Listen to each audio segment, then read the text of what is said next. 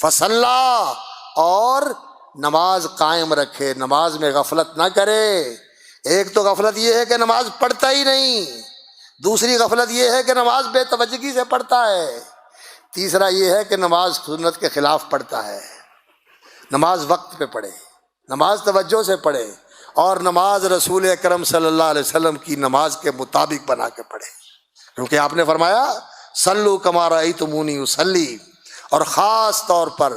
نماز کو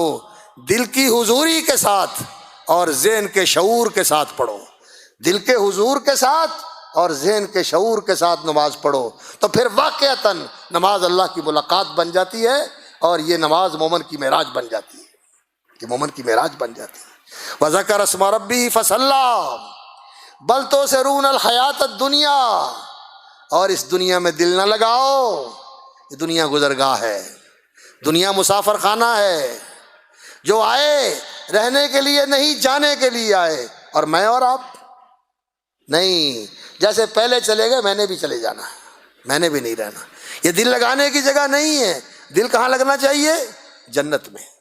آخرت میں، ہر وقت اس کی فکر، ہر وقت اس کا دھیان، میری آخرت اچھی ہو جائے۔ اور اس کا یہ معنی نہیں کہ دنیا چھوڑ دو، نہیں، آخرت کو مقدم رکھو، اسے پریفر کرو، اس کو اولیت دو کہ پہلے